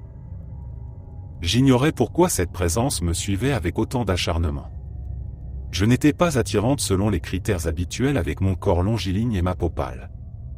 Je n'avais rien d'exceptionnel, simple employé à temps partiel vivant de l'héritage de ma mère. Mais de toute évidence, on n'est pas choisi pour son apparence. Personne ne m'avait jamais donné la moindre explication quant à cette obsession dont j'étais la cible. À cet instant, je vivais encore dans un autre appartement bon marché, réduit au strict minimum. Un lit inconfortable, une petite kitchenette, et un téléviseur massif équipé d'antennes archaïques. La seule fenêtre offrait une vue du 3e étage sur la décrépitude urbaine qui s'étendait au dehors. Pourtant, ni ce paysage ni le spectacle du réveillon à la télévision ne retenaient mon attention. C'était Rebecca. Je la voyais dans le petit miroir accroché au mur. Le reflet montrait Rebecca immobile, parfaitement droite, dans un coin de la pièce. Elle était très différente de moi. Elle correspondait aux standards de beauté, avec une peau sombre et lisse, un visage plus rond que le mien, et un style affirmé fait d'un débardeur rouge moulant et d'un jean déchiré, à l'opposé de mes leggings et de mon t-shirt. Ses converses bleu clair et ses piercings extravagants trahissaient une esthétique typique de la jeunesse des années 80, alors même que nous approchions de 2019 et qu'elle était adolescente, presque 10 ans plus jeune que moi. Je l'observais avec horreur, mais sans surprise. Près de la fenêtre, je repoussai ma frange pour mieux voir son reflet, car c'était le seul moyen de l'apercevoir. En dehors du miroir, le coin de la pièce était vide. Les miroirs avaient toujours été le médium par lequel la présence se manifestait. Les attaques de Rebecca cette année-là ressemblaient à celles que j'avais subies en 2017. À l'époque, la présence avait pris une forme très différente, celle d'une grande mondaine du Sud à l'élégance gothique. Chaque jour, je sentais sa proximité, et dans les miroirs, je la voyais me suivre, drapée dans une robe fluide datant sans doute du début du XXe siècle. Pendant toute l'année, cette entité me rappelait inlassablement l'échéance à venir. Puis, le 30 décembre 2017, sa force était devenue suffisante pour qu'elle passe ses doigts maigres dans mes cheveux et m'annonce que l'année suivante serait la sienne. Cette nuit-là pourtant, j'avais réussi à emménager dans un nouvel appartement quelques heures seulement avant l'instant fatal. J'étais resté Gail. Mais Rebecca était apparue dès le jour de l'an 2018. Elle incarnait une combattante New Wave des années 80, bien plus agressive que la mondaine. Elle me harcelait sans relâche, me provoquait, me frappait et me projetait au sol à de nombreuses reprises au cours de ces 12 mois. Plus que tout, elle me terrifiait. Cette année-là, cependant, j'étais ruiné. Totalement ruiné. Je n'avais nulle part où aller, sinon l'appartement numéro 12 de The HB House. Je n'avais aucun ami, encore moins de compagnons à Atlanta. Je n'avais rien, si ce n'est ces soirées et ces nuits passées en compagnie de la dernière incarnation de la présence, Rebecca. Elle me rappelait sans cesse l'approche du réveillon et la certitude de sa victoire imminente, resserrant ses mains autour de ma gorge et savourant ma peur. Le 31 décembre 2018 était arrivé. Je savais que je devrais lutter pour ma vie dans ce nouvel appartement, comme je l'avais fait les années précédentes. Le déménagement de l'année passée ne m'avait pas protégé. Il avait seulement retardé l'inévitable.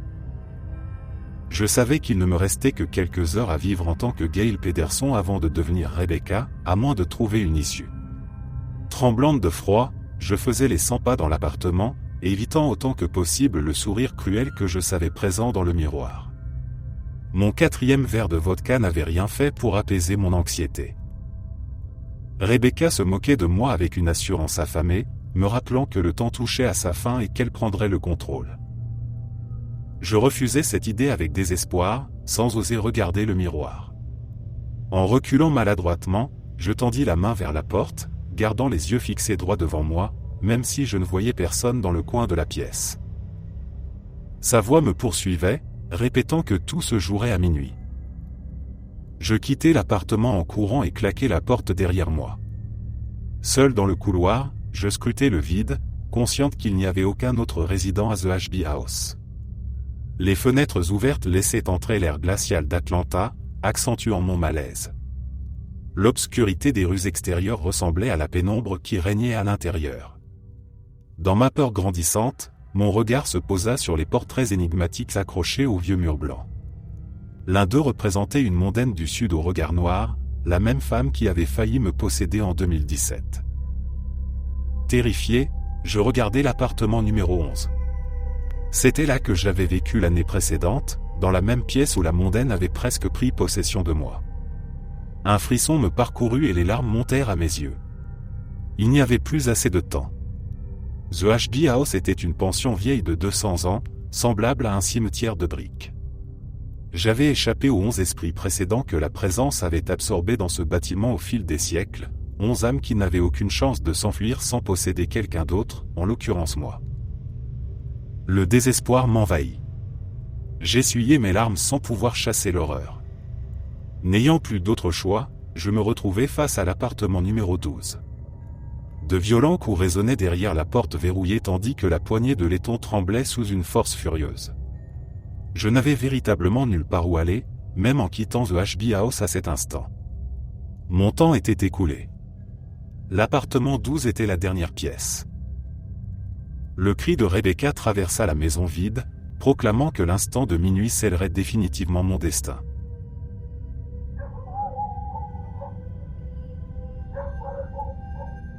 Quand on a vécu quelque part assez longtemps, on ne se rend plus compte à quel point cet endroit est étrange. On finit par croire que ce que l'on nous dit est normal. Et si l'on ne creuse pas trop, la ville dans laquelle nous vivons paraît presque paradisiaque. Lorsqu'on vient s'installer à Hawkesbury, on est assuré d'y être pris en charge pour le reste de sa vie. Toutes les maisons de toutes les rues sont magnifiquement construites, chacune à sa manière, afin de donner à une famille le sentiment d'être la bienvenue et heureuse. C'est exactement ce qu'on nous répète lorsque nous sommes assignés à aider pour une nouvelle maison. Tout a commencé modestement, il y a de nombreuses années. Un petit village doté seulement des nécessités de base, comme une épicerie, une école et un cabinet médical. Mais la ville a grandi de façon exponentielle jusqu'à compter aujourd'hui plus d'1 millier d'habitants. Je ne peux pas dire précisément à quoi tout cela ressemblait au début, puisque c'était bien avant ma naissance. Tout ce que je sais, c'est que durant les 16 années de ma vie, j'ai aimé vivre ici. Chaque semaine, un grand marché s'installe au centre-ville, où l'on peut acheter tout ce que l'on désire. En dehors de ce marché, il existe de nombreuses boutiques et magasins tenus par les habitants. Il y a aussi un cinéma, un théâtre et différents clubs auxquels on peut s'inscrire. Il est très rare qu'une personne ou une famille quitte Hawkesbury, mais lorsque cela arrive, la maison est rénovée ou bien une nouvelle est construite. Ces derniers mois, j'ai aidé à apporter les touches finales à la plus récente maison de la ville. Cela me rendait particulièrement impatiente, car elle comblait l'espace vide juste à côté de la nôtre, ce qui signifiait que nous allions bientôt avoir de nouveaux voisins. J'ai attendu longtemps de savoir qui ils seraient. Chaque jour, en rentrant de l'école, je vérifiais s'ils étaient déjà là. Lorsque les vacances ont commencé, je passais de plus en plus de temps assise près de la fenêtre de ma chambre, guettant l'arrivée d'un camion de déménagement. Quand la nouvelle famille a finalement emménagé, j'ai complètement manqué l'événement. Mon ami Jules était resté dormir à la maison et nous nous étions endormis devant le film du Grinch. Nous nous sommes réveillés tôt le matin à cause de bruits forts et d'une agitation venant de la maison d'à côté. Nous avons sauté du lit pour regarder par la fenêtre et avons aperçu quelques voisins rassemblés devant la nouvelle maison. Avec Jules juste derrière moi, j'ai dévalé les escaliers jusqu'à la cuisine, où mes parents et mon petit frère prenaient leur petit déjeuner. Ma mère m'a souri en me voyant. Elle nous a souhaité bonjour et nous a annoncé que les voisins étaient arrivés et qu'ils avaient apparemment un fils de mon âge.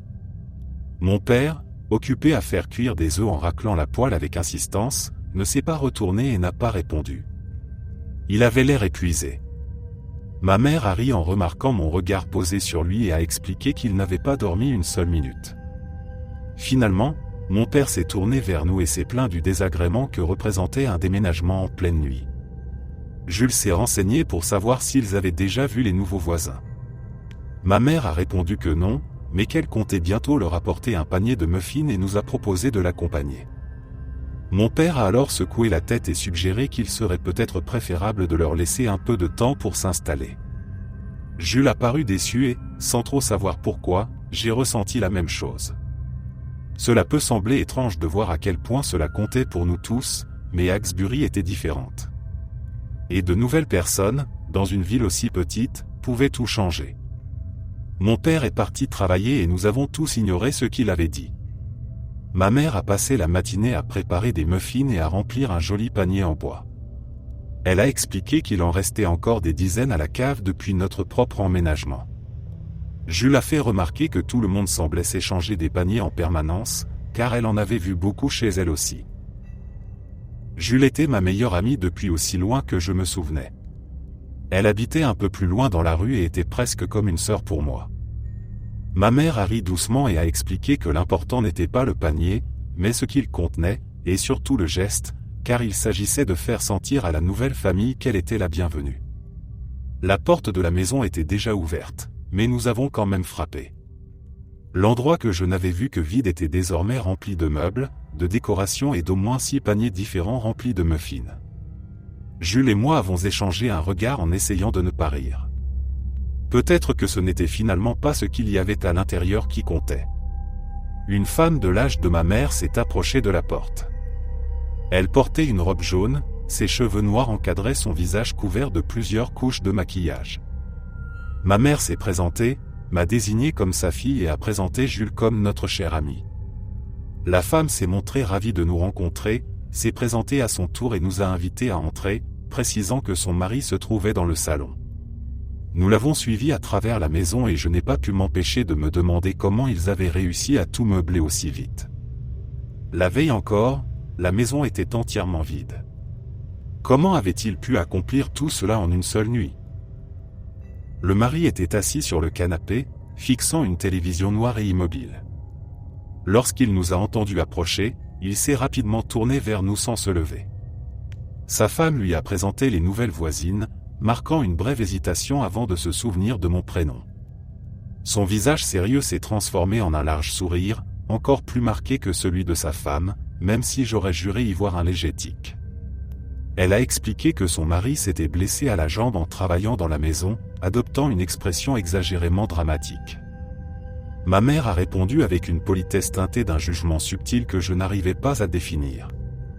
Jules et moi sommes restés derrière elle, mal à l'aise, jusqu'à ce qu'un nouveau bruit se fasse entendre, signalant l'arrivée d'un autre voisin portant lui aussi un panier de muffins.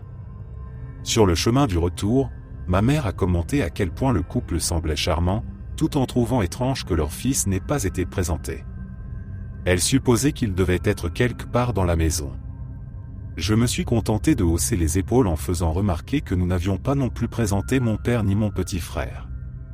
Elle a répondu que tout viendrait en son temps. Le reste de la journée, je n'ai pas réussi à me débarrasser du sentiment que quelque chose clochait chez ces gens et dans toute cette interaction. Je n'en ai pas parlé davantage à ma mère, car chaque tentative se heurtait à une réponse froide et sévère. J'aurais sans doute fini par ignorer ses pensées, comme je le faisais d'habitude. Une nouvelle famille arrivait chaque année et la seule différence était que celle-ci vivait juste à côté. Je me disais que je ressentais un attachement particulier parce que j'avais personnellement aidé à construire la maison. Mais lorsque j'ai vu Alex, j'ai compris que quelque chose de bien plus grave se passait. La plupart des habitants d'Axbury se couchent très tôt. Mes parents éteignent toutes les lumières avant 22 heures et le moindre bruit disparaît. Quand je n'arrive pas à dormir, je m'assieds souvent dans l'alcôve près de ma fenêtre pour dessiner. C'est généralement calme et apaisant, mais cette nuit-là, en regardant dehors, j'ai vu un visage pâle me fixer avec des yeux grands ouverts et vides depuis la fenêtre de la maison d'en face. Mon corps s'est figé sous le choc. Lorsque j'ai recommencé à respirer, mon souffle était court et rapide. Je m'étais habitué à voir cette maison vide et j'avais sans doute oublié, l'espace d'un instant, qu'elle ne l'était plus. La personne qui me fixait n'avait pourtant rien de normal. Dans l'obscurité, il était difficile de distinguer les détails, mais elle griffait la vitre sans cesse. Lorsque nos regards se sont croisés, elle a frappé sa tête contre la fenêtre encore et encore. Il m'a semblé qu'elle hurlait. Puis, soudainement, elle a été tirée en arrière et tout s'est arrêté. J'ai honte d'admettre le temps qu'il m'a fallu pour réagir. Lorsque mes pensées se sont enfin éclaircies, je me suis rendu dans la chambre de mes parents pour tenter d'expliquer ce que je venais de voir. Ma mère a immédiatement rejeté mes paroles, jugeant la situation absurde et soulignant le caractère déraisonnable de mon récit. J'ai insisté, affirmant qu'il s'était réellement passé quelque chose et qu'il fallait aller vérifier chez les voisins. Elle a répondu que nous avions rencontré les Lester et qu'ils semblaient parfaitement normaux, me demandant de me calmer. J'ai alors rappelé que nous n'avions jamais rencontré leur fils, ce qui m'a valu un regard sévère. Mon père, encore à moitié endormi, est intervenu en rappelant qu'ils avaient décidé d'attendre avant de leur rendre visite. Ma mère a haussé les épaules, puis mon père s'est levé et a quitté la chambre. Nous avons échangé un bref regard avant de le suivre. Ma mère lui a demandé ce qu'il faisait, sa voix laissant transparaître plus de peur que de fermeté. Je pensais qu'il se dirigerait vers la maison d'à côté, mais il est allé directement dans ma chambre et s'est arrêté devant ma fenêtre. Il a alors levé la main et fait un signe. Nous nous sommes approchés lentement, ma mère se plaçant légèrement devant moi. Lorsque j'ai atteint la fenêtre, je n'ai pas cru ce que je voyais. Monsieur et Madame Lester se tenaient devant la fenêtre où j'avais vu l'horreur quelques instants plus tôt, nous regardant avec exactement le même sourire et nous saluant de la main. Mon père a affirmé que tout allait bien et que, dans l'obscurité, j'avais sûrement halluciné. Ma mère a ajouté qu'il fallait laisser les voisins dormir et a proposé de me préparer du lait chaud pour me calmer, avant que mon père ne tranche en disant qu'il était tard et que je devais simplement aller me coucher. Pour être honnête, je pensais que le sujet serait abandonné. Mes parents n'en ont pas reparlé le lendemain. Nous avons tous été surpris lorsque les Lester ont sonné à notre porte vers midi. Cette fois-ci, leur fils était avec eux. À la lumière du jour, il n'avait rien d'effrayant. Ses yeux bruns étaient injectés de sang mais pas vides, son visage n'était plus pâle et présentait même une légère couleur saine. Ses cheveux, qui partaient dans tous les sens la veille, étaient soigneusement coiffés. Mes parents les ont invités à entrer et nous nous sommes installés dans le salon. La mère a présenté des excuses appuyées pour la frayeur causée la veille, son regard fixé sur moi sans cligner des yeux. Le père a minimisé l'incident en parlant d'une plaisanterie stupide, donnant un léger coup de coude à son fils dont le visage s'est brièvement déformé avant de reprendre une expression sincèrement désolée. Le garçon a exprimé ses regrets d'une voix qui semblait honnête. Face au visage inquiet autour de moi, j'ai ri brièvement et affirmé que tout allait bien, prétendant avoir été simplement surprise. Ce mensonge a visiblement détendu les adultes. Mon père a alors proposé avec enthousiasme de les inviter à un barbecue. Ils sont restés tout l'après-midi. Les Lester se sont montrés très agréables, disant toujours ce qu'il fallait, et même ma mère a fini par se détendre. Alex était plutôt silencieux mais poli et amical. Il a parlé de son intérêt pour le football et du fait qu'il avait déjà repéré tous les terrains de sport d'Axbury, ce qui a beaucoup plu à mon père. Mon petit frère a demandé si Alex accepterait de jouer aux jeux vidéo avec lui, ce qu'il a accepté. Nous sommes donc entrés tous les trois pendant que les parents restaient dans le jardin. Alex et moi nous sommes retrouvés seuls quelques instants sur le canapé, pendant que mon frère allait chercher ses jeux. J'ai tenté de faire la conversation en lui demandant s'il avait déjà rencontré beaucoup de gens en ville. Il a balayé la pièce du regard, puis s'est penché très près de mon visage. Il m'a expliqué à voix basse qu'il ne savait pas ce qui s'était passé la nuit précédente et qu'il ne pensait même pas m'avoir déjà rencontré. Il a soulevé son t-shirt et baissé légèrement son pantalon, révélant quelque chose gravé sur le bas de son ventre. Ce n'était pas écrit à l'encre, mais entaillé dans la peau, comme avec un couteau, bien que la blessure ne soit pas récente. Il m'a indiqué que c'était à l'envers et m'a demandé si je pouvais le lire. Il s'est redressé brusquement en entendant des pas approcher, mais j'avais eu le temps de voir ce qui y était gravé. Mon prénom.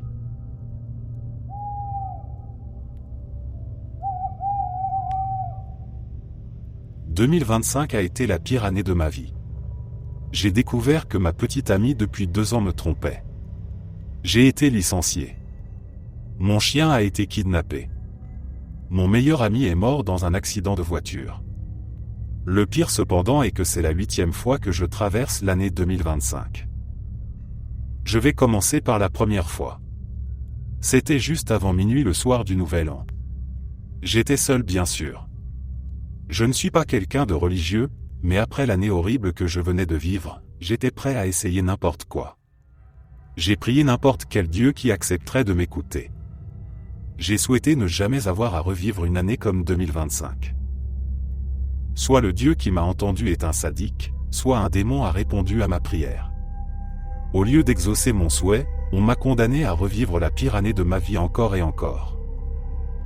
La première fois que j'ai vécu cette boucle temporelle, j'ai cru qu'il s'agissait d'un cadeau et non d'une malédiction. J'avais tort. Je me suis réveillé dans mon lit comme n'importe quel autre matin. Rien ne semblait différent. Jusqu'à ce que j'aille à la cuisine.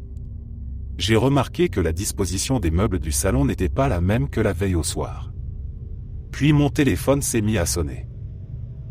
C'était ma petite amie, ou plutôt mon ex. Je l'avais quittée après avoir découvert qu'elle couchait avec son patron, alors pourquoi son nom apparaissait-il comme amour avec un emoji en forme de cœur? Je savais avoir changé ce contact depuis longtemps. J'ai ignoré l'appel. Peu après, j'ai reçu un message dans lequel elle me disait de l'appeler quand je serais réveillé, qu'elle rentrerait tard ce soir-là à cause du travail accumulé pendant les fêtes, et qu'elle m'aimait. Je me suis demandé si elle se moquait de moi.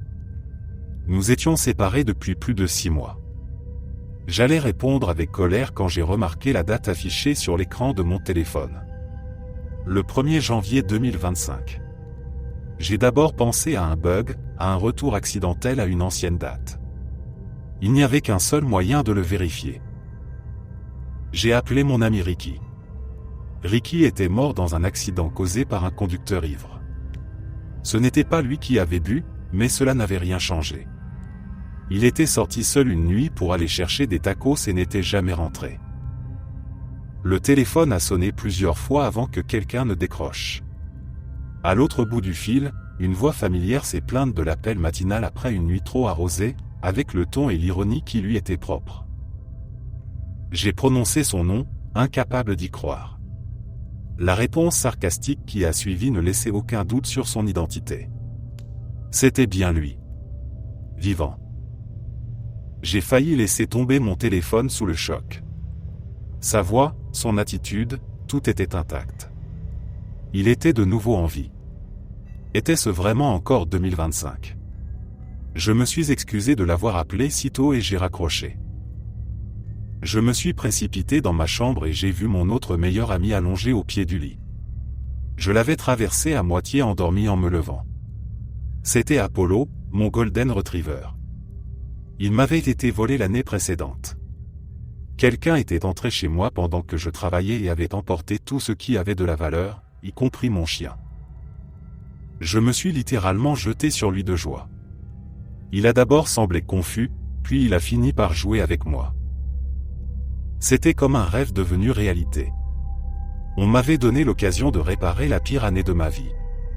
Sauf que ce n'était pas le cas. J'ai noté la date de chaque événement terrible, déterminé à inverser le destin. La première chose à faire était de réparer ma relation. Je suis devenu le meilleur petit ami imaginable. Même les films de Noël n'arrivaient pas à me dépasser. Je l'emmenais partout où elle voulait, encore et encore. Je la surprenais avec des fleurs dès que possible. Je l'aimais de toutes mes forces, mais cela n'a jamais suffi. Peu importe le nombre de fois où je revivais 2025, elle me trompait toujours. Peu importe mes efforts, rien ne changeait. J'ai fini par comprendre qu'on ne peut pas changer quelqu'un. Peut-être que c'était un signe indiquant que j'étais mieux sans elle. Je me suis alors concentré sur la prévention de l'enlèvement d'Apollo. J'ai renforcé la sécurité de ma maison. J'ai installé des caméras, des capteurs, tout ce qui pouvait empêcher ce que je savais inévitable. Je suis même resté chez moi le jour où il avait disparu à l'origine pour être sûr qu'il reste avec moi, mais encore une fois, cela n'a rien changé. Malgré tous mes efforts, mon chien est kidnappé à chaque année 2025. Si je reste à la maison avec lui le jour prévu, il disparaît le lendemain. J'ai essayé de l'emmener presque partout avec moi, mais dès que je le laissais seul 5 minutes, il s'évanouissait dans la nature. Il me restait encore Ricky. Je pouvais encore le sauver. Même si je perdais tout le reste, le sauver lui suffirait à me rendre un peu heureux. Nous avions grandi ensemble, et sa mort, ajoutée au reste de cette année, m'avait poussé au bord du suicide. Je n'étais pas allé jusqu'au bout, mais je ne m'étais jamais senti aussi proche de la mort. La nuit où Ricky est mort, il était seul. Alors cette fois-là, je suis allé chez lui. J'ai apporté des tacos pour qu'il n'ait aucune raison de sortir. Ricky a survécu. Pendant environ une semaine. Il a ensuite été de nouveau renversé par un conducteur ivre. Encore une fois, rien de ce que je fais n'a d'importance. Chaque année j'essaie de sauver Ricky, et chaque année il meurt. La seule solution que j'entrevois serait de l'attacher et de l'enfermer dans ma cave, mais je ne pense pas être capable de faire ça. J'imagine qu'après ce nouvel an, je me réveillerai encore une fois en 2025. J'écris ceci dans l'espoir que cela parvienne d'une manière ou d'une autre jusqu'en 2026, et que quelqu'un, quelque part, puisse m'aider. Je veux juste que 2025 se termine. Merci d'être resté jusqu'à la fin. N'oubliez pas d'aimer la vidéo, de vous abonner et de partager vos propres histoires en commentaire. On se retrouve demain à la même heure devant ce feu.